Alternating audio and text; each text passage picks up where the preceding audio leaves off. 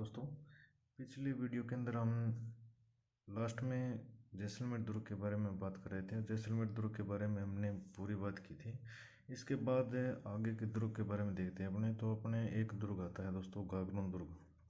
कौन सा दुर्ग? गागरोन दुर्ग आता है दोस्तों।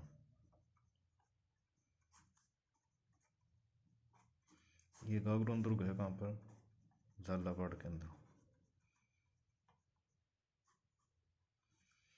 इस गागरोन दुर्ग के बारे में बात करते हैं तो दोस्तों हम गागरोन दुर्ग को दो भागों में विभाजित कर लेते हैं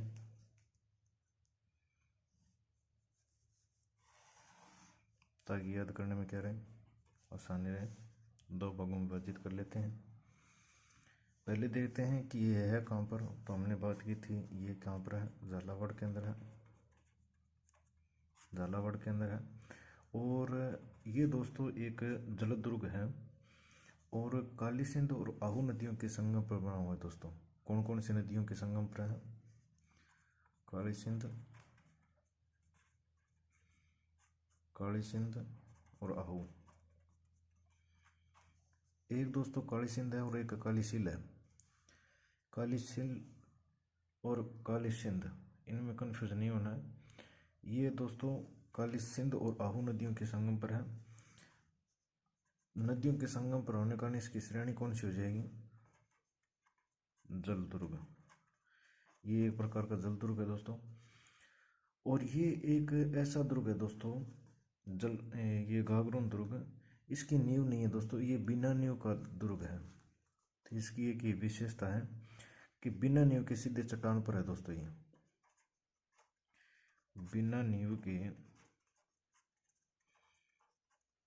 सीधे चट्टान पर।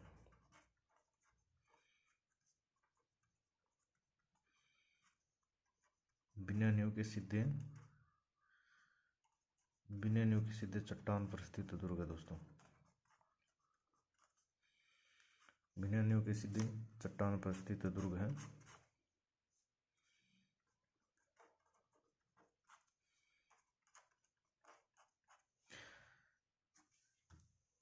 और इसके निर्माण के बारे में देखते हैं दोस्तों। तो इसका निर्माण किसने करवाया था?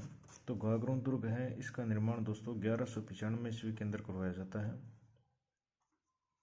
1195 ईस्वी के अंदर, 12वीं शताब्दी लिख सकते हैं दोस्तों, 12वीं सदी, 12वीं सदी के अंदर। और निर्माण करवाया था दोस्तों बिजल देव ने। किसने? बिजल देव द्वारा निर्माण करवाया गया था। ये दोस्तों बिजल देव था, ये डोडा परमार शासक था दोस्तों। कौन सा? डोडा परमार शासक। डोडा परमार शासक था ये। बिजल देव डोडा परमार शासक था दोस्तों। इसलिए ये जो अपना गागरोन दुर्ग है, इस गागरोन दुर्ग को डोडगढ़ भी कहा जाता है दोस्तों। डोडगढ़ क्यों कहा जाता है? क्योंकि इसका निर्माण बिजल देव के द्वारा करवाया गया था और ये बिजल देव था, ये डोडा परमार शासक था, इसलिए इसे क्या कहा जाता है?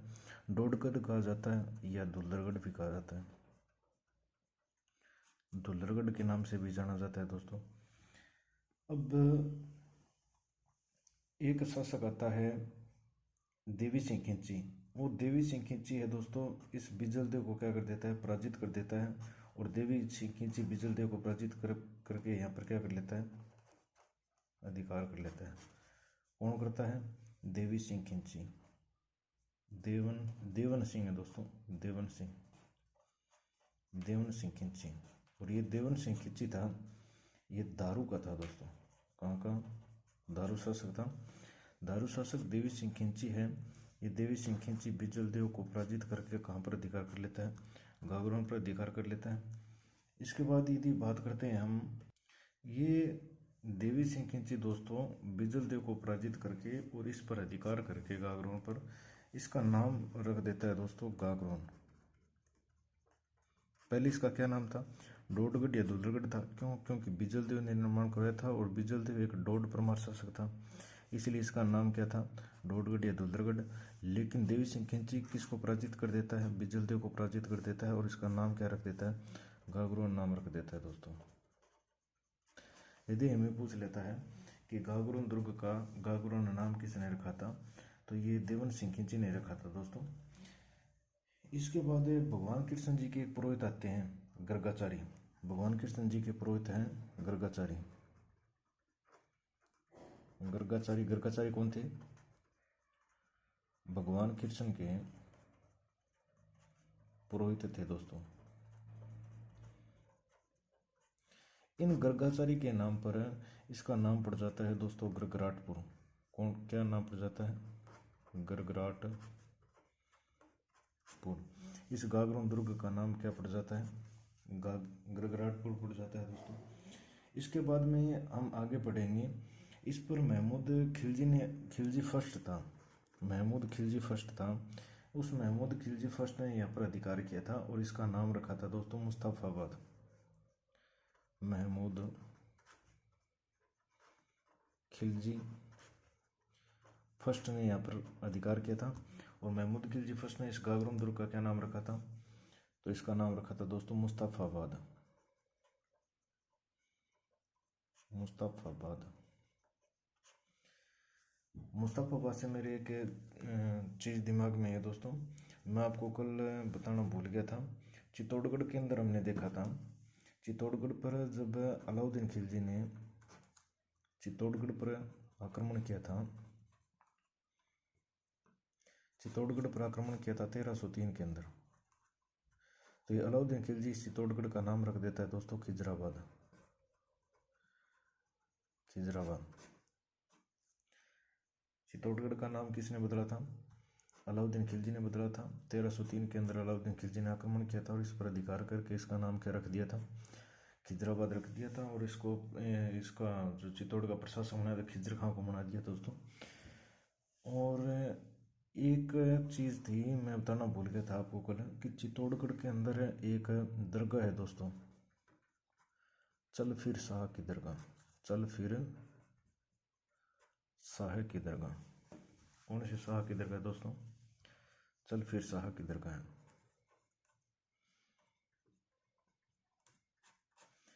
यदि हमें पूछ लेता है कि चल फिर शाह की दरगाह किस दुर्ग में स्थित है, तो चल फिर शाह की दरगाह दोस्तों इस चित्तौड़गढ़ के अंदर है। एक अपने देखा था कुंभलगढ़ दुर्ग देखा था कल, कुंभलगढ़ दुर्ग देखा था। और कुंभलगढ़ दुर्ग के वास्तुकार बताना भूल गया था मैं, तो इसके वास्तुकार हैं दोस्तों मंडन। कौन है? मंडन। यदि कुंभलगढ़ का वास्तुकार पूछ लेता है तो कुंभलगढ़ का वास्तुकार था मंडन।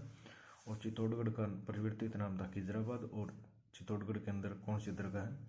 चल फिर शाह की दरगाह है दोस्तों। अब आगे यदि हम बात करना चाहें तो हम देखते हैं कि गागरोन दुर्ग के अंदर, ये तो हमने निर्माण के बारे में बात की। सबसे पहले बिजल देव ने इसका निर्माण करवाया और ये बिजल देव डोडा परमार शासक था, इसलिए इसे डोडगढ़ या दुलरगढ़ कहा जाता था। फिर इसके बाद में जो देवन सिंह खिंची था, इसने बिजल देव पर आक्रमण करके यहाँ पर अधिकार कर लिया गागरोन पर, और अधिकार करके इसका नाम क्या रख देता है? गागरोन रख देता है। इसके बाद में ये भगवान कृष्ण था, भगवान कृष्ण के पुरोहित थे दोस्तों गर्गाचार्य, और इन गर्गाचार्य के नाम पर इसका नाम क्या हो जाता है? गरगराटपुर। और उसके बाद महमूद खिलजी फर्स्ट ने गागरोन पर आक्रमण किया था और गागरोन का नाम क्या रख दिया था? मुस्तफाबाद। और ये झालावाड़ में है, काली सिंध और आहू नदियों के संगम पर है, इसलिए कौन सी श्रेणी है? जल दुर्ग है। ये एक ऐसा दुर्ग है दोस्तों जो बिना नींव के खड़ा है सीधे चट्टान पर। इतनी बात करने के बाद में हम देखते हैं गागरोन दुर्ग के अंदर जो दर्शनीय स्थल है दोस्तों, इस गागरोन दुर्ग के अंदर दर्शनीय स्थल कौन कौन से हैं, तो अलग पेज पर ही बात कर लेते हैं दर्शनीय स्थलों की। हम कौन सा दुर्ग पढ़ रहे हैं, तो हम गागरोन दुर्ग के बारे में बात करें दोस्तों। कौन सा दुर्ग है? गागरोन दुर्ग है। इस गागरोन दुर्ग के अंदर कौन कौन से दर्शनीय स्थल हैं उनकी बात करते हैं।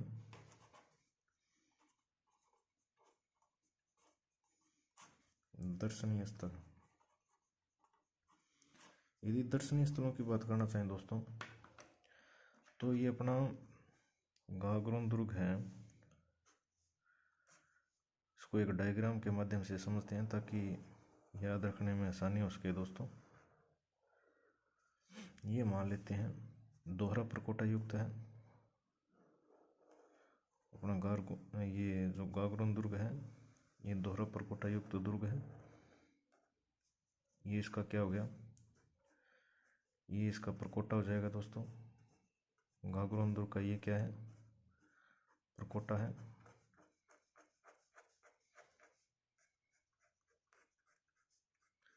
ये गागरोन दुर्ग का प्रकोटा है। और गागरोन दुर्ग के अंदर जैसे ही हम एंट्री करते हैं दोस्तों, तो जैसे ही एंट्री करते हैं तो ये क्या हो गया, इसका मुख्य दरवाज़ा हो गया। और इस दरवाजे का नाम है दोस्तों बुलंद दरवाज़ा। कौन सा दरवाज़ा है, बुलंद दरवाज़ा। ये बुलंद दरवाज़ा क्या है, मुख्य दरवाज़ा है दोस्तों।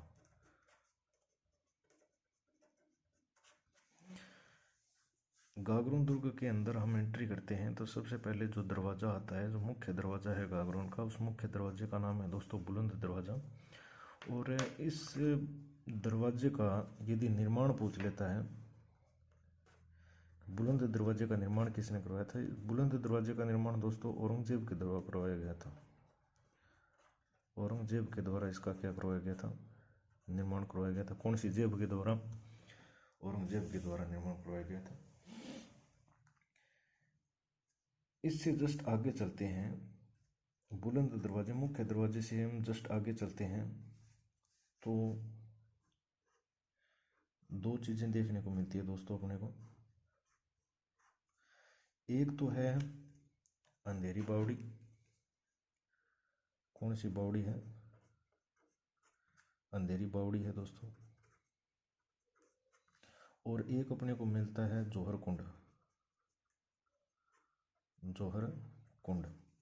जैसे ही बुलंद दरवाजे से अंदर की ओर अपने एंट्री करते हैं तो दो चीज़ें देखने को मिलती है अपने को, एक मिलती है अंधेरी बावड़ी और एक मिलता है जौहर कुंड। इससे यदि आगे चलते हैं तो एक दोस्तों टकसाल मिलती है अपने को। टकसाल वो स्थान होता है जहाँ सिक्के डाले जाते हैं दोस्तों। यहाँ पर क्या मिलती है, सिक्के डालने की टकसाल मिलती है दोस्तों, टकसाल। यहाँ पर क्या मिलती है, टकसाल मिलती है। और इसके अंदर एक छतरी मिलती है अपने को दोस्तों।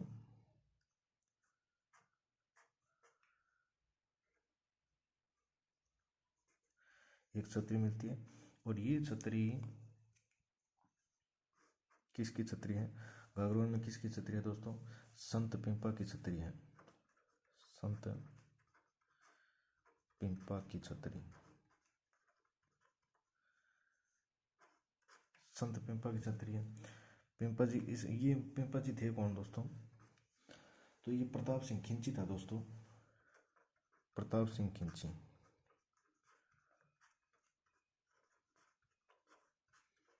यदि हमें ये पूछ लेता है कि संत पिंपा जी की छतरी कहाँ पर है, संत पिंपा जी की छतरी है दोस्तों गागरोन दुर्ग के अंदर। इस संत पिंपा जी का मूल नाम था दोस्तों प्रताप सिंह खिंची। तो ये भी पूछ लेता है कि प्रताप सिंह खिंची की छतरी कहाँ पर है, तो वो कहाँ हो जाएगी, गागरोन दुर्ग के अंदर हो जाएगी। और एक दोस्तों आगे चलते हैं तो यहाँ पर एक मंदिर है, यहाँ पर एक मंदिर है दोस्तों। ये मंदिर है, ये दोस्तों मधुसूदन मंदिर है। कौन सा मंदिर है, मधुसूदन मंदिर। मधुसूदन मंदिर है ये दोस्तों, मधुसूदन मंदिर है। इस मधुसूदन मंदिर का निर्माण पूछ लेता है कि मधुसूदन मंदिर का निर्माण किसने करवाया था, तो इस मधुसूदन मंदिर का निर्माण दोस्तों एक कोटा का राजा था दुर्जनशाल। कोटा का राजा था दुर्जनशाल। दुर्जनशाल ने किसका निर्माण करवाया था, मधुसूदन मंदिर का निर्माण करवाया था गागरोन दुर्ग के अंदर। और एक दोस्तों थोड़ा आगे और चलते हैं तो यहाँ पर एक गीद कुराई नाम से एक पहाड़ी आती है। गीद कुराई नाम से क्या आती है, पहाड़ी आती है।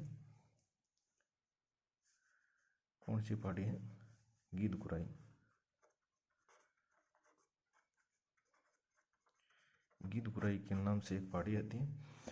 और ये जो राजनीतिक कैदी होते थे दोस्तों, उनको सज़ा देने के लिए गीदकुराई पहाड़ी का उपयोग किया जाता था। जो भी कैदी होते थे इनको इस गीदकुराई पहाड़ी से नीचे फेंक दिया जाता था। और ये एक बहुत ऊंची पहाड़ी है दोस्तों गीदकुराई। किसके लिए थी? राजनीतिक कैदियों को सज़ा देने के लिए थी दोस्तों। राजनीतिक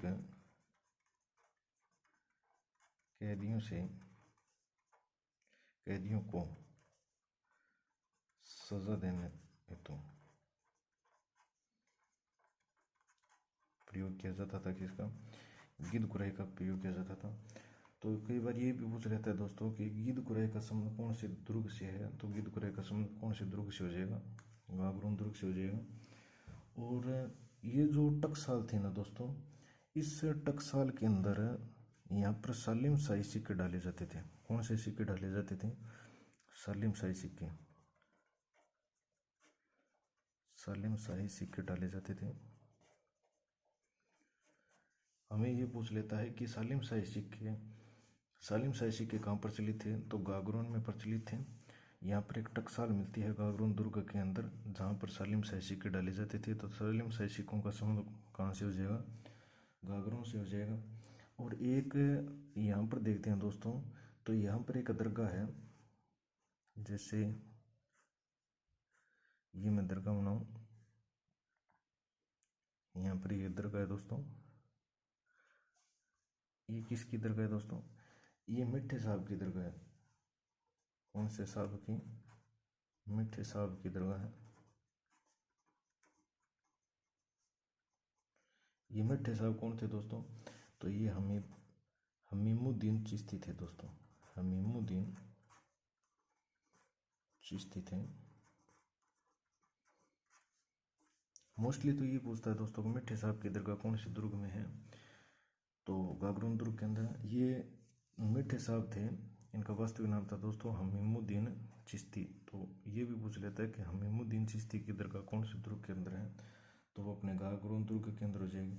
मैंने आपको बताया था कि ये दोहरे प्रकोष्ठ युक्त दुर्ग है दोस्तों। तो इसके प्रकोष्ठ का निर्माण कौन करवाता है? प्रकोष्ठ का निर्माण कौन करवाता है? तो गागरोन दुर्ग के प्रकोष्ठ का निर्माण दोस्तों जालिम सिंह ने करवाया था। जालिम सिंह के द्वारा इसके प्रकोष्ठ का निर्माण किया जाता है। इसलिए इस प्रकोष्ठ को क्या कहा जाता है दोस्तों? जालिम कोट भी कहा जाता है। कौन सा कोट? जालिम कोट। पूछ लेता है कि जालिम कोट प्रकोष्ठ का संबंध कौन से दुर्ग से है? तो वो गागरोन से हो जाएगा। क्यों? क्योंकि दोहरा प्रकोष्ठ युक्त दुर्ग है और इसके प्रकोष्ठ का निर्माण जालिम सिंह के द्वारा करवाया जाता है। इसलिए इस प्रकोष्ठ को क्या कहा जाता है? जालिम कोट कहा जाता है। ये देखा दोस्तों हमने, एक बार फिर से देख लेते हैं।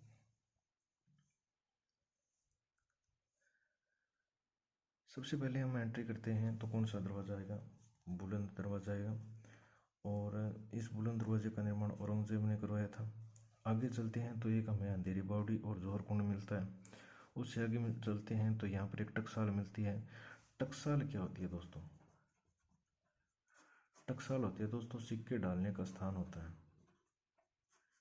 सिक्के डालने का, जहाँ पर सिक्के तैयार किए जाते हैं, सिक्के डालने का स्थान होता है। यहाँ पर एक टकसाल मिलती है हमें। इस टकसाल के अंदर दोस्तों सालिम शाही सिक्के डाले जाते थे। तो ये पूछ लेता है कि सालिम शाही सिक्के कहाँ प्रचलित थे? तो गागरोन के अंदर प्रचलित थे। और यहाँ एक छतरी मिलती है अपने को, संत पिंपा की छतरी मिलती है दोस्तों। और आगे चलते हैं तो एक मधुसूदन मंदिर मिलता है। और इस मधुसूदन मंदिर का निर्माण दुर्जन साल ने करवाया था। दुर्जन साल कोटा का शासक था दोस्तों। और उससे आगे चलते हैं तो अपने को गीदकुराई नामक करके एक पहाड़ी मिलती है, जो राजनीतिक कैदियों को सजा देने के लिए क्या की जाती थी? प्रयोग में लाई जाती थी। और यहाँ पर एक मिठे साहब की दरगाह दोस्तों। ये मिठे साहब थे हमीमुद्दीन चिश्ती। और इसके प्रकोष्ठ का निर्माण करवाने वाला शासक था दोस्तों जालिम सिंह। इसलिए इस प्रकोष्ठ को क्या कहा जाता है? जालिम कोट कहा जाता है।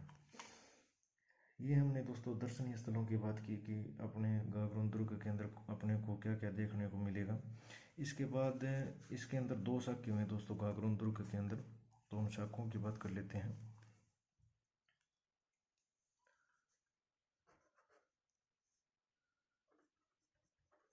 गागरोन के शाखे वैसे ही अपना दोस्तों शाखाओं को क्या करते हैं, कल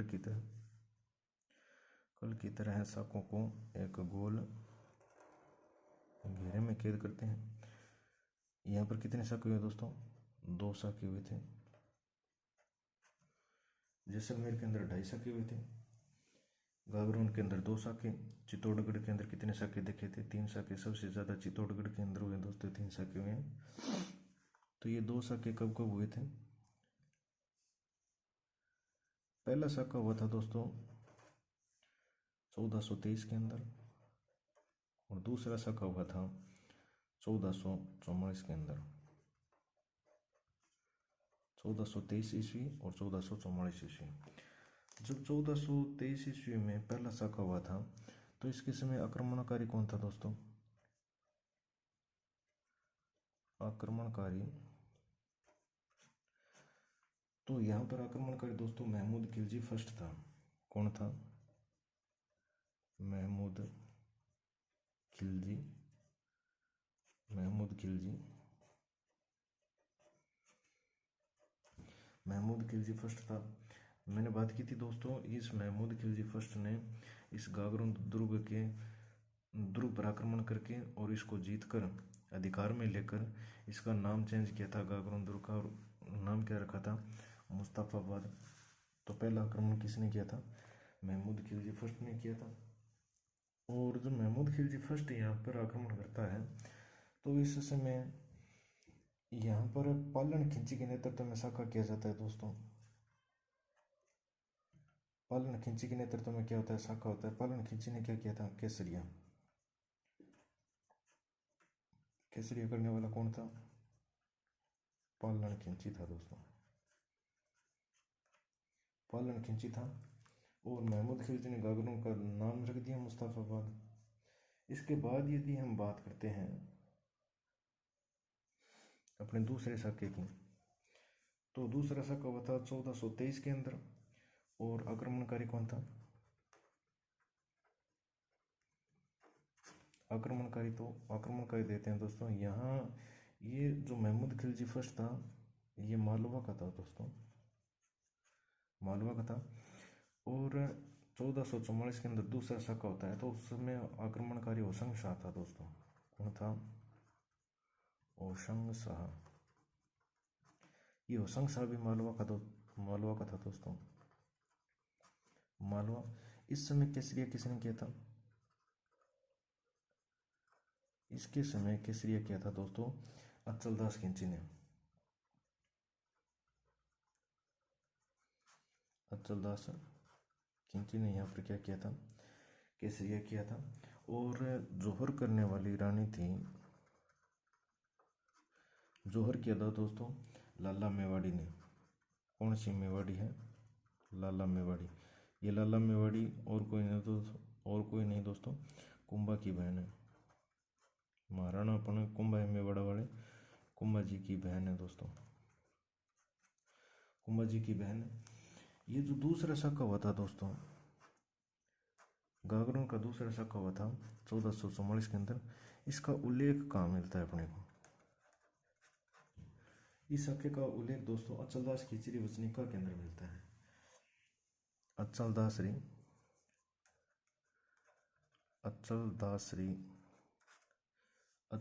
खिंचीरी वचनिका के अंदर मिलता है दोस्तों। ये अचलदास खिचड़ी वचनिका किसकी रचना है दोस्तों, तो ये शिवदास गढ़न की रचना है दोस्तों, शिवदास गढ़न की रचना है। अपने से दोबारा से चर्चा कर लेते हैं शाखों की।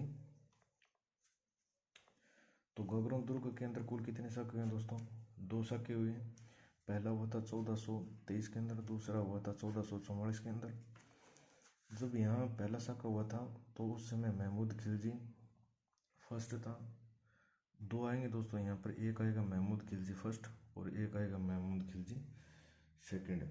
तो यहाँ पर आक्रमण करने वाला महमूद खिलजी फर्स्ट था 1423 के अंदर, और केसरिया किया था पारण खिलजी ने। दूसरे साके के समय आक्रमणकारी था दोस्तों होशंग शाह, ये भी मालवा का था, और केसरिया किया था ये जो महाराणा कुंभा के जीजो शाह अचलदास खिलजी, इसने यहाँ पर केसरिया किया था। और ये जो महाराणा कुंभा की बहन है लाला मेवाड़ी, इसने क्या किया था, जौहर किया था। और ये जो दूसरा साका है दोस्तों, इस साके का अपने को उल्लेख मिलता है अचलदास खिलजी वचनी का, जो कि इसकी रचना है शिवदास गार्डन। तो दूसरे साके का उल्लेख कौन करता है, शिवदास गार्डन करता है अपनी रचना अचलदास खिलजी वचनिका के अंदर। आगे एक यहाँ का एक शासक आता है दोस्तों, शासक का नाम है जेतर सिंह खिलजी। कौन सा खिलजी, जेतर सिंह खिलजी, जेतर सिंह खिलजी नाम करके एक शासक आता है यहाँ पर।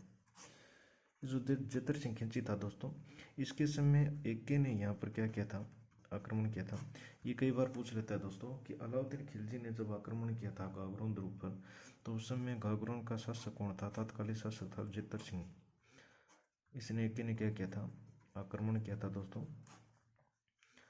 और ये जो जेतर सिंह है, इसी के समय जो अपने हमीमुद्दीन चिश्ती है, जिसकी अपने दरगाह देखी थी, कौन से, हमीमुद्दीन चिश्ती,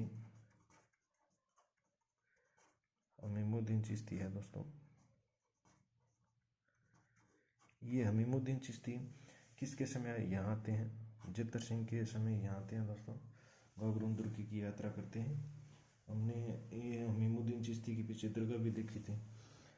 और एक आता है दोस्तों, जो फिज्जी था, अकबर के 9 रत्नों में था दोस्तों फिज्जी। फिज्जी और अकबर की मुलाकात, फिज्जी और अकबर की मुलाकात ही दोस्तों कहाँ पर होती है, गागरोन दुर्ग के अंदर होती है। कौन से दुर्ग में होती है, गागरोन दुर्ग के अंदर होती है। ये फिज्जी था दोस्तों, ये फिज्जी अपने जो इतिहासकार आते हैं अबुल फजल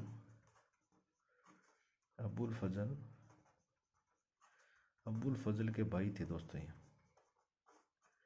अबुल फजल के भाई थे फिज्जी और अकबर की मुलाकात पूछ लेता है कौन से दुर्ग के अंदर होती है, तो फिज्जी और अकबर की मुलाकात भी गागरोन दुर्ग के अंदर होती है दोस्तों।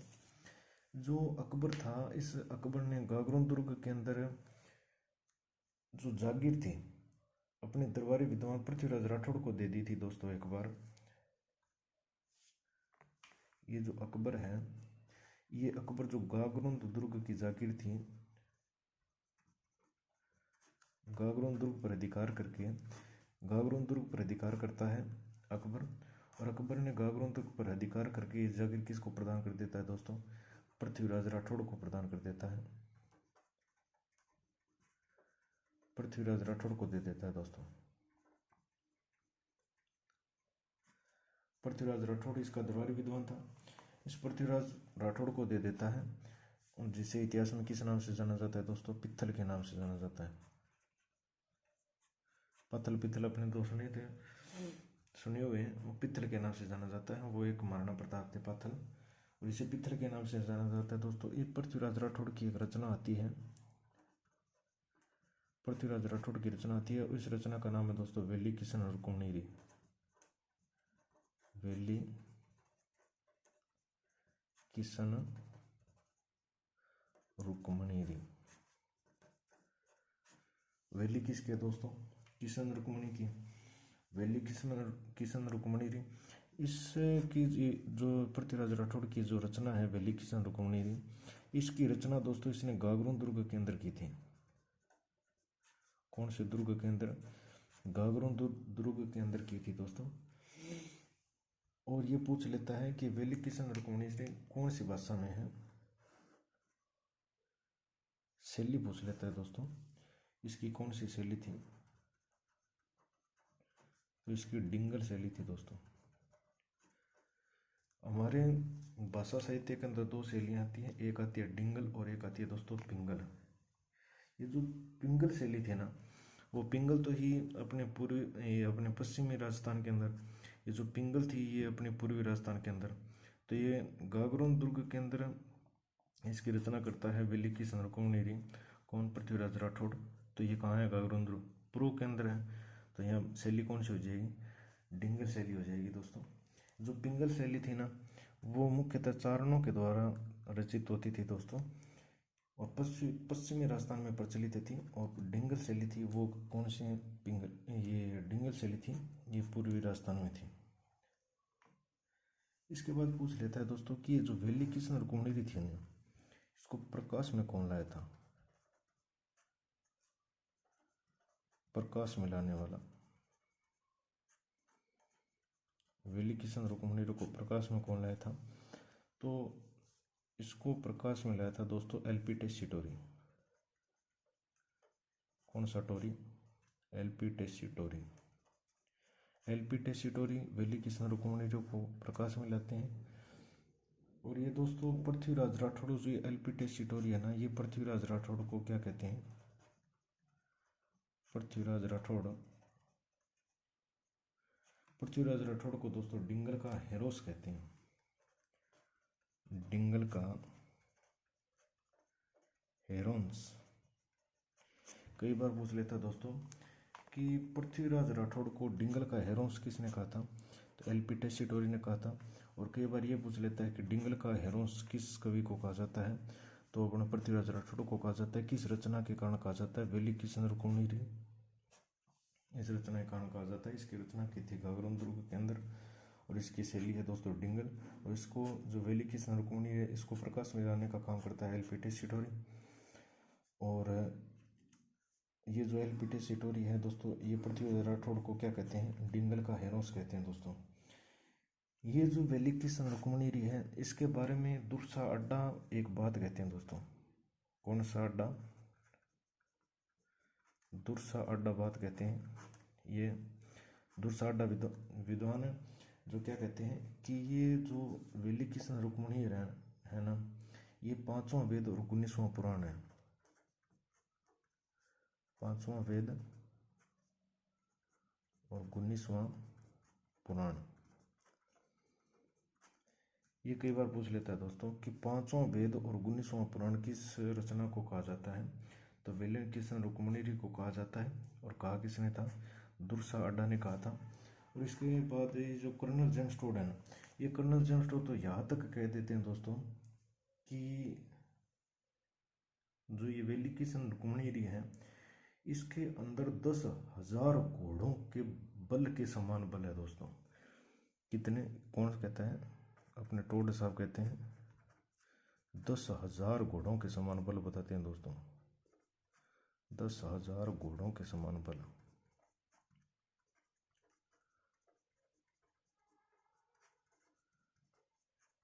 दस हजार घोड़ों के समान बल बताते हैं दोस्तों। किसमें? वेली किशन रुक्मणी के अंदर। इस प्रकार हमने दोस्तों इसके अंदर निर्माण देखा था, और इसके अंदर दर्शनीय स्थल देखे, और शाकों की बात की दोस्तों। इसके बाद ये जेतर सिंह के बारे में 2 बातें की थी। एक के यहाँ पर अलाउद्दीन खिलजी आक्रमण करता है जेतर सिंह के समय, और जेतर सिंह के समय जो हमीमुद्दीन चिश्ती है वो यहाँ की गागरोन की यात्रा करता है। और फैजी था दोस्तों, जो अबुल फजल का भाई था। ये फैजी और अकबर की मुलाकात भी गागरोन दुर्ग के अंदर होती है। और ये जो अकबर ने यहाँ पर अधिकार करके दोस्तों ये गागरोन दुर्ग पृथ्वीराज राठौड़ को सौंप दिया था। और ये पृथ्वीराज राठौड़ है जिन्हें पित्थल के नाम से जाना जाता है इतिहास में। इसने एक रचना की थी यहाँ पर वेली किशन रुक्मणी, जो डिंगल भाषा में प्रकाश में एलपी टेस्सीटोरी लिया था। एलपी टेस्सीटोरी ने पृथ्वीराज राठौड़ को डिंगल का हेरोस का, और दुर्सा अड्डा ने इस वेली किशन रुक्मणी को 5वां वेद और 19वां पुराण का टोड साहब 10,000 घोड़ों के समान इसमें बल बताते हैं वेली किशन रुक्मणी के अंदर। इसके बाद ये तो दोस्तों अपने किसकी बात की? गागरोन दुर्ग की बात की। गागरोन दुर्ग के बाद में अपने आगे चलते हैं तो एक अपना इम्पोर्टेंट दुर्ग और आता है, और वो दुर्ग है अपना रणथंभौर। कौन सा दुर्ग है? रणथंभौर दुर्ग। अब हम रणथंभौर दुर्ग पर बात करेंगे दोस्तों।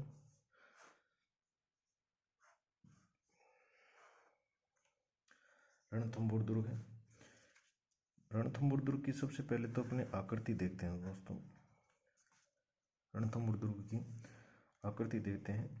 रणथंभौर दुर्ग की कैसी आकृति है? तो इसकी अंडाकार आकृति है दोस्तों।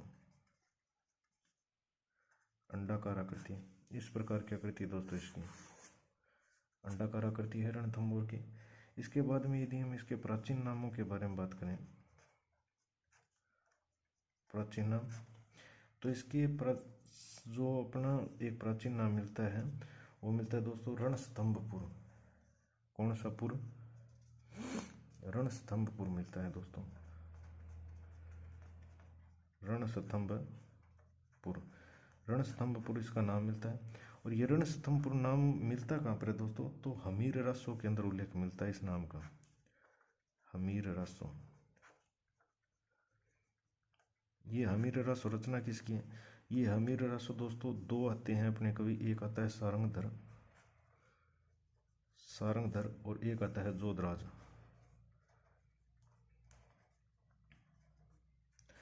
सारंगधर की रचना भी थी दोस्तों हमीर रासों, और जोधराज की रचना भी थी हमीर रासों।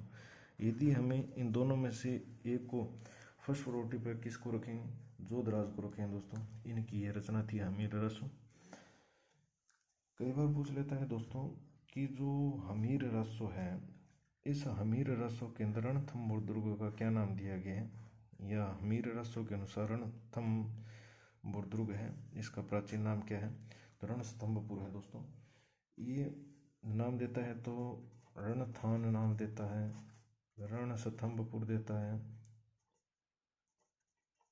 रणस्तंभपुर देता है, और रायथान नाम भी देता है। अलग अलग नाम दे देता है दोस्तों, और पूछ लेता है कि हमीर रासों के अनुसार जो रणथंभौर दुर्ग था इसका प्राचीन नाम क्या था।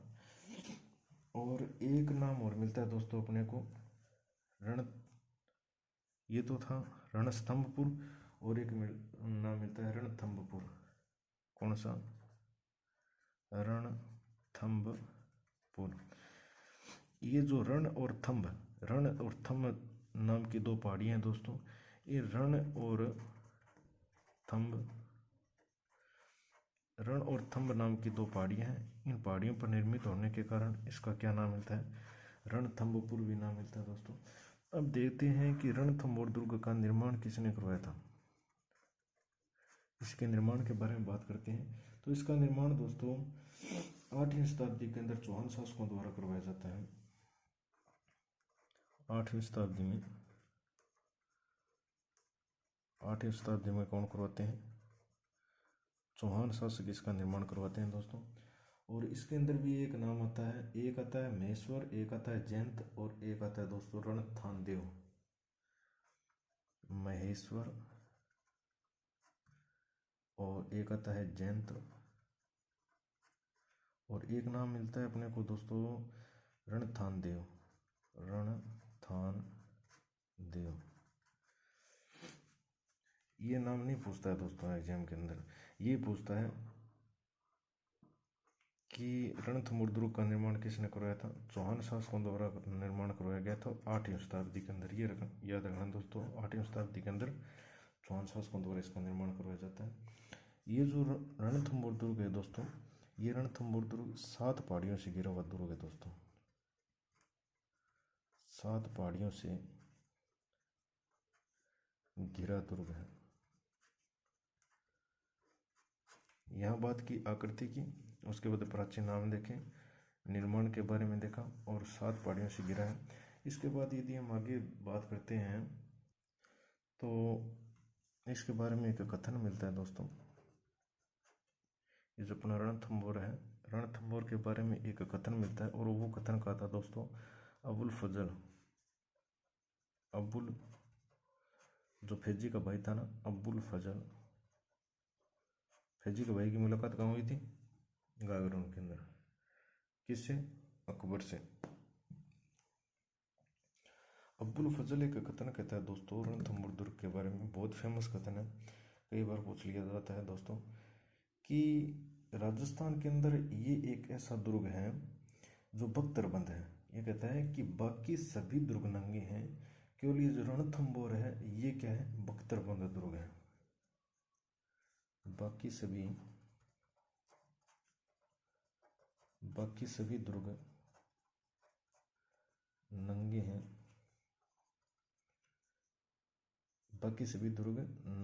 केवल रणथंभौर दुर्ग क्या है? केवल रणथंभौर दुर्ग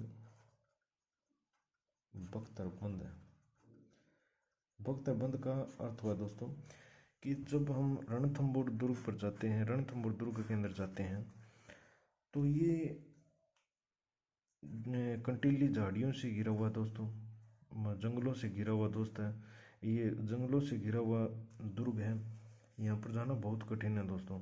इसका कठिन मार्ग है, इसलिए इसे क्या कहा जाता है, बख्तरबंद। दूर से यदि देखते हैं तो दूर से अपने को रणथंभौर दुर्ग दिखाई नहीं देता है दोस्तों। यदि इस पर आक्रमणकारी आक्रमण करना चाहे, दुश्मन आक्रमण करना चाहे, तो रणथंभौर दुर्ग दूर से नजर नहीं आता है दोस्तों, इसलिए इसे क्या कहा, बख्तरबंद दुर्ग का। और बाकी सभी दुर्ग क्या है, नंगे है। किसके अनुसार, अबुल फजल का यह कथन है दोस्तों। और ये जो दुर्ग है रणथंभौर दुर्ग, ये दोस्तों हमीर हट के लिए प्रसिद्ध है। किसके लिए, हमीर हट के लिए। कई बार पूछ लेता है कि हमीर हट के लिए कौन सा दुर्ग, तो हमीर हट के लिए प्रसिद्ध है।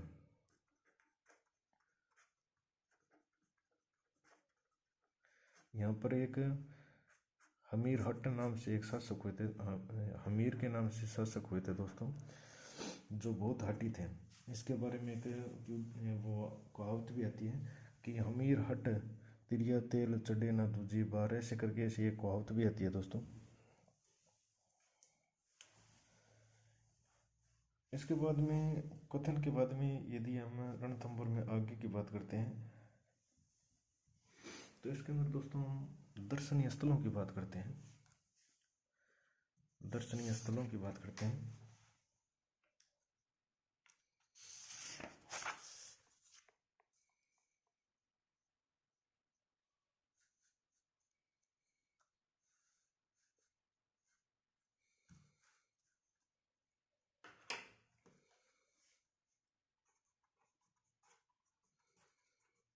दर्शनीय स्थल, हमीर हट तिरिया तेल चढ़े न दूजी बार। जिस प्रकार कुंवारी कन्या को हम एक बार जो तेल चढ़ जाता है दोस्तों, तो वो कुंवारी नहीं रह सकती। इस कारण जब एक बार हट ठान लेते थे जो हमीर देव, तो वो अपने आप के भी नहीं सुनते थे दोस्तों। इसलिए इन्हें हटी हमीर के नाम से भी जाना जाता है। इसके अंदर यदि हम दर्शनीय स्थल देखते हैं दोस्तों, तो एक चीज याद रखना अपने को, इसके अंदर एक मंदिर, एक दरगाह, एक मंदिर, एक दरगाह, दो छतरियां, एक तालाब। ऐसे अच्छे से याद रहेगा अपने को दोस्तों। दर्शनीय स्थल देखते हैं तो एक मंदिर, एक दरगाह, दो छतरियां और एक तालाब, ये मिलेगा इसके अंदर। एक मंदिर, एक दरगाह, दो छतरी, एक तालाब। तो दर्शनीय स्थलों में जो इसका मुख्य दरवाज़ा है दोस्तों, मुख्य दरवाजे की बात करते हैं अपने को। सबसे पहले एंट्री करते हैं तो इसका मुख्य दरवाज़ा, ये मुख्य दरवाजे याद रखना दोस्तों, बहुत बार पूछ लिए जाते हैं। ये कौन सी पहाड़ी पर है, इसका मुख्य दरवाजे का क्या नाम है, ये बहुत बार पूछ लिया जाता है। तो इसका जो मुख्य दरवाज़ा है उसका नाम है दोस्तों नवलखा दरवाज़ा। कल हमने देखा था, नवलखा पे बात की थी, नवलखा दरवाज़ा। और जो एक मंदिर था, वो कौन सा मंदिर है, यहाँ पर त्रिनेत्र गणेश मंदिर है दोस्तों। मंदिर कौन सा है अपना, एक मंदिर है वो त्रिनेत्र गणेश मंदिर है दोस्तों, त्रिनेत्र गणेश मंदिर है।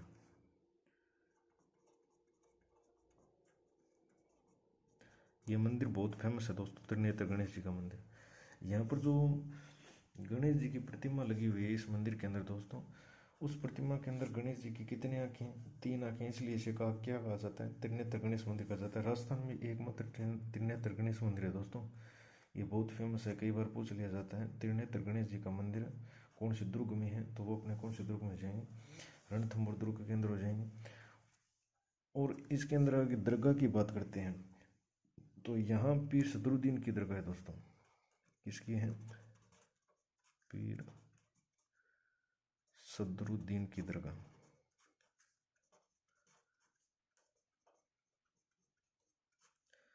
ये दरगाह याद रखना दोस्तों।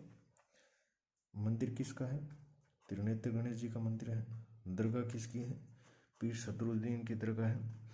और इसके बाद में यहाँ पर एक 32 खम्भों की छतरी है दोस्तों। 2 छतरी है ना, एक है 32 खम्भों की छतरी, 32 खम्भों की छतरी। इस 32 खम्भों की छतरी का निर्माण दोस्तों, इसे न्याय की छतरी भी कहा जाता है। क्या कहा जाता है? न्याय की छतरी भी कहते हैं 32 खम्भों की छतरी को। इसका निर्माण कौन करवाता है दोस्तों? तो इसका निर्माण करवाता है हमीरदेव चौहान ने निर्माण करवाया था दोस्तों। अपने पिता जतर सिंह की स्मृति में करवाया था। जतर सिंह ने कितने वर्ष तक? 32 वर्ष तक शासन किया था। इसलिए जो हमीरदेव चौहान थे, हमीरदेव चौहान ने अपने पिता जेतर सिंह के 32 वर्ष के शासनकाल की स्मृति में किसका निर्माण करवाया था दोस्तों? 32 खम्भों की छतरी का निर्माण करवाया था। इसलिए इसे न्याय की छतरी इसलिए कहा जाता है दोस्तों कि जो हमीरदेव चौहान था इस छतरी के नीचे बैठकर न्याय करता था दोस्तों। इसलिए इसे क्या कहा जाता है? न्याय की छतरी कहा जाता है। ये ऐसा पूछा जाता है कि न्याय की छतरी का संबंध कौन से दुर्ग से है, या 32 खम्भों की छतरी का किससे है? तो रणथंभौर से। निर्माण याद रखेंगे हमीरदेव चौहान तो अपने को वैसे ही याद रह जाएगा। हटी हमीर के लिए कौन सा प्रसिद्ध है दुर्ग? रणथंभौर। तो न्याय की छतरी और 32 खम्भों की छतरी भी आसानी से याद रह जाएगी। 2 छतरियों की बात की थी हमने, तो एक की बात की 32 खम्भों की। इसके बाद में जो दूसरी छतरी है वो है दोस्तों अधूरा सौपन की छतरी। अधूरा सौपन की छतरी। ये जो अधूरा सौपन की छतरी है दोस्तों, इसका निर्माण हाड़ी रानी कर्मावती ने करवाया था। किसने? हाड़ी रानी कर्मावती। ये वो ही हाड़ी रानी कर्मावती है दोस्तों, उदय सिंह की माता महाराणा सांगा की पत्नी थी हाड़ी रानी कर्मावती। इसे अधूरे सौपन की छतरी इसलिए कहते हैं दोस्तों क्योंकि इस पर आक्रमण कर देता है कौन? अलाउद्दीन खिलजी मेवाड़ पर आक्रमण कर देता है। क्योंकि विक्रमादित्य था उस समय, राजा था विक्रमादित्य अल्पायु में था दोस्तों। इसलिए ये जो अलाउद्दीन खिलजी था, नहीं दोस्तों, बहादुर शाह, अलाउद्दीन खिलजी नहीं था, बहादुर शाह था गुजरात का। ये बहादुर शाह यहाँ पर क्या कर देता है दोस्तों? मेवाड़ पर आक्रमण कर देता है। तो ये जो माता हाड़ी रानी कर्मावती थी, ये अपने सूझबूझ का परिचय देते हुए जो बहादुर शाह है उसको रणथंभौर दुर्ग सुपुर्द कर देती है, और रणथंभौर दुर्ग सुपुर्द कर देती है। और इस छतरी का निर्माण क्या रहता है? बीच में रह जाता है। इसलिए इसे क्या कहते हैं? अधूरे सौपन की छतरी कहते हैं। और तालाब की बात करते हैं दोस्तों, तो इसके अंदर एक है पद्मला तालाब। पद्मला तालाब। ये दोस्तों जो पद्मला तालाब है ना, इसका निर्माण किसने करवाया था? तो हमीरदेव चौहान ने करवाया था। हमीरदेव चौहान। ये जो हमीरदेव चौहान है दोस्तों, ये अपनी पुत्री पद्मला, इसकी पुत्री का क्या नाम था? पद्मला, जिसे क्या कहते हैं? देवल देवी कहते हैं दोस्तों। देवलदे के लिए ये पद्मला तालाब का निर्माण करवाता है। और जब यहाँ पर आक्रमण होता है, जो यहाँ पर साका हुआ था, हम आगे देखेंगे, उसके आगे बात करेंगे दोस्तों। पद्मला तालाब है, हमीरदेव चौहान की पुत्री थी पद्मला, या देवल देवी जी से कहा जाता है। और एक इसके अंदर है दोस्तों, पद्मला तालाब के बाद में यहाँ पर घी तेल बावड़ी। कौन सी बावड़ी? घी तेल बावड़ी। और जोरा भोरा 2 गोदाम है दोस्तों यहाँ पर। जोरा भोरा, ये जोरा भोरा के अनाज के 2 गोदाम है दोस्तों। अनाज के 2 गोदाम है। अनाज के 2 गोदाम है जोरा भोरा। कौन से दुर्ग के अंदर, हम किस दुर्ग की बात करें दोस्तों, रणथंभौर की बात करें, रणथंभौर दुर्ग के बारे में बात करें। जोरा भोरा 2 यहाँ पर क्या है, अनाज के गोदाम है। और एक दोस्तों यहाँ पर गुप्त गंगा बहती है, गुप्त गंगा बहती है। पूछ लेता है कई बार कि कौन से दुर्ग के अंदर गुप्त गंगा बहती है, तो रणथंभौर के अंदर गुप्त गंगा बहती है।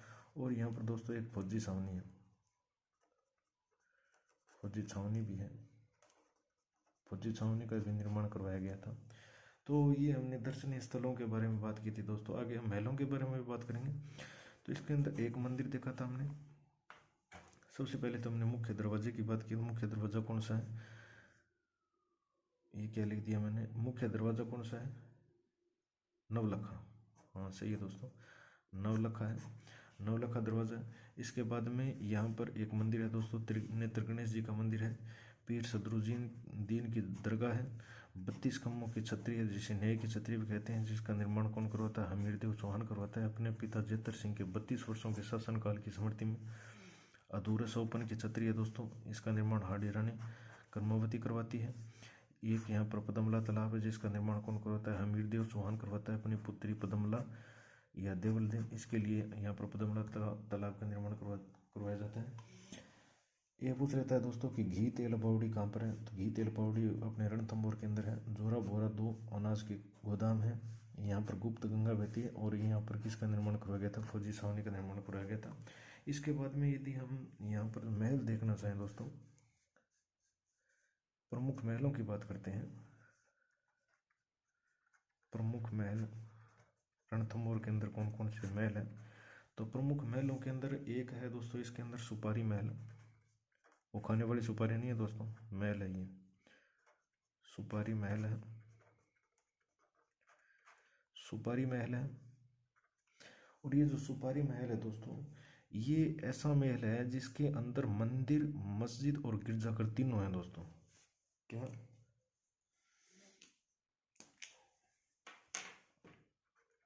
मंदिर,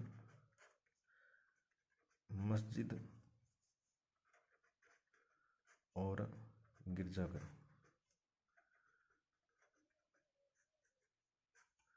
मंदिर, मस्जिद और गिरजाघर तीनों स्थित हैं। हमें पूछ लेता है कि राजस्थान में ऐसा कौन सा दुर्ग है जिसके अंदर मंदिर, मस्जिद और गिरजाघर तीनों मिलते हैं, तो वो दोस्तों अपना रणथंभौर दुर्ग हो जाएगा। रणथंभौर दुर्ग के अंदर भी एक सुपारी महल है। इस सुपारी महल के अंदर मंदिर, मस्जिद और गिरजाघर। इसके बाद में एक आता है दोस्तों यहाँ पर जोगी महल। कौन सा महल, जोगी महल। एक आता है पुष्पक महल, पुष्पक महल या भवन, भवन भी कहते हैं दोस्तों इसे, पुष्पक भवन। और एक आता है दोस्तों यहाँ पर बदल महल।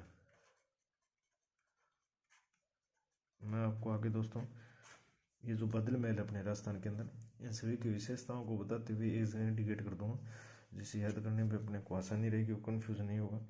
यह दोस्तों इसके अंदर सुपारी महल है, पुष्पक महल है, बदल महल है, और जो सुपारी महल है इसके अंदर मंदिर, मस्जिद और गिरजाघर तीनों हैं।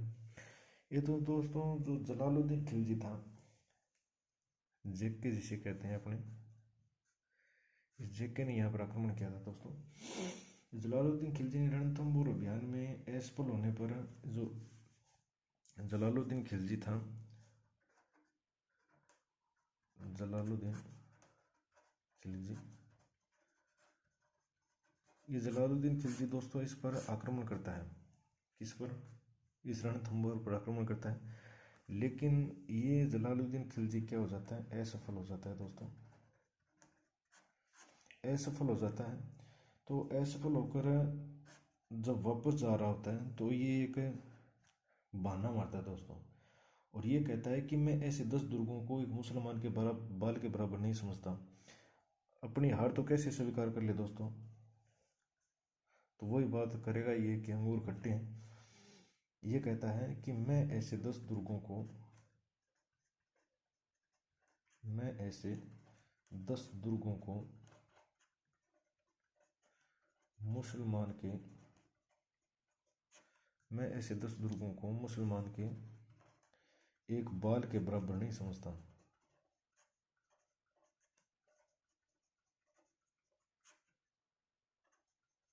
बाल के बराबर नहीं समझता। ये बहाना मार के जाता है दोस्तों। यहाँ पर ये पूछ लेता है कि मैं ऐसे 10 दुर्गों को एक मुसलमान के एक बाल के बराबर नहीं समझता। इस बात का कथन कौन से दुर्ग से है? तो वो अपना रणथंभौर दुर्ग है दोस्तों। रणथंभौर अभियान पर आया था जलालुद्दीन खिलजी, असफल हो रहा था यहाँ पर। तो वापस लौटते समय ये बात कहता है कि मैं ऐसे 10 दुर्गों को मुसलमान के एक बाल के बराबर नहीं समझता। तो ये दोस्तों किसके बारे में हो जाएगी? अपनी रणथंभौर दुर्ग के बारे में हो जाएगी। और ये जो जेके था, जेके की मृत्यु हो गई। जेके के बाद में यहाँ शासक कौन बना? एके। मृत्यु क्या हुई दोस्तों? इस एके ने इसकी मृत्यु इसकी हत्या कर दी थी, जलालुद्दीन खिलजी। जलालुद्दीन खिलजी जिसे शॉर्ट में अपने जेके कहते हैं। जेके के बाद में शासक बनता है दोस्तों एके। और एके यहाँ पर बदला लेने के लिए आता है। किसका?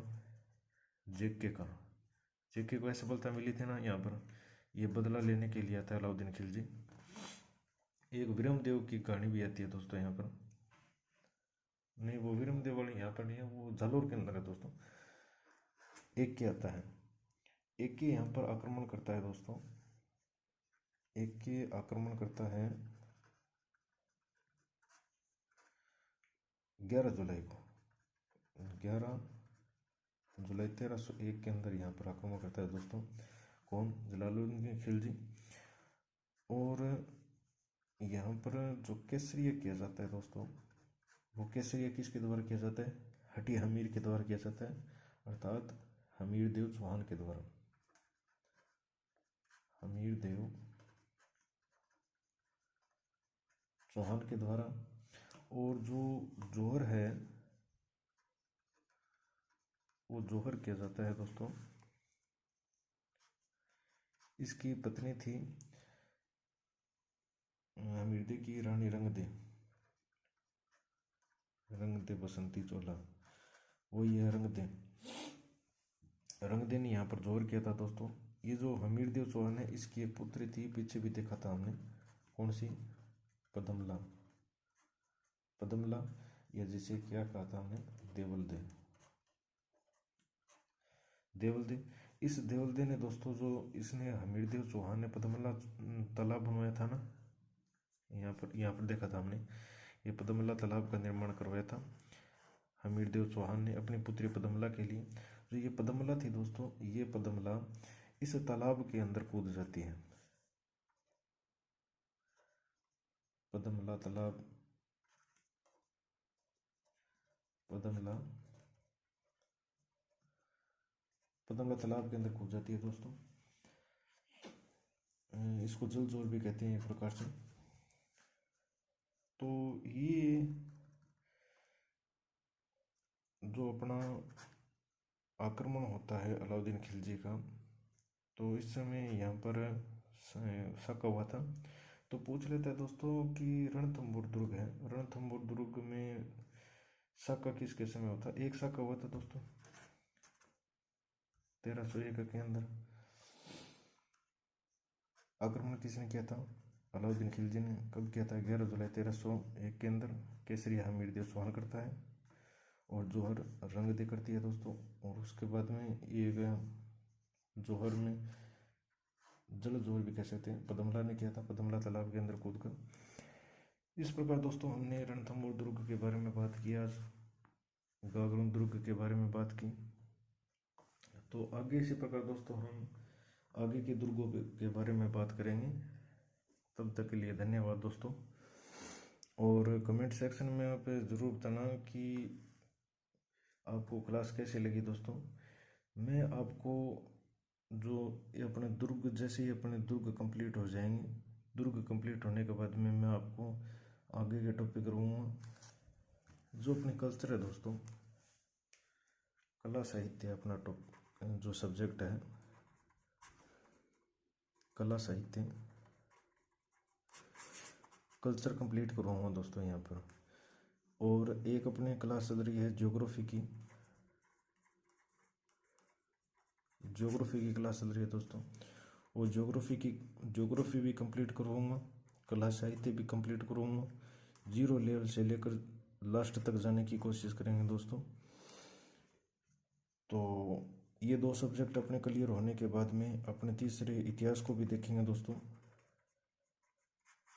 जहाँ तक मेरे से संभव हो पाएगा मैं आपको इतिहास कराने की भी कोशिश करूँगा, लेकिन ये जो कला साहित्य है और ज्योग्राफी है इनको हम आवश्यक रूप से कंप्लीट करेंगे दोस्तों। और ये भी नहीं है कि मैं ऊपर ऊपर का आपको बता के चल रहा हूँ, नहीं, ऊपर ऊपर का नहीं बता के चल रहा हूँ। मैं आपको दोस्तों एक बेस्ट लेवल लेकर चल रहा हूँ दोस्तों। घबराने की कोई बात नहीं, मैं आपको बहुत अच्छा कंटेंट देने वाला हूँ दोस्तों। बने रहिए मेरे साथ। और आज के लिए बस इतना ही। आगे जो अपने सेंस रहे हैं दुर्ग, उनकी बात करेंगे दोस्तों। धन्यवाद।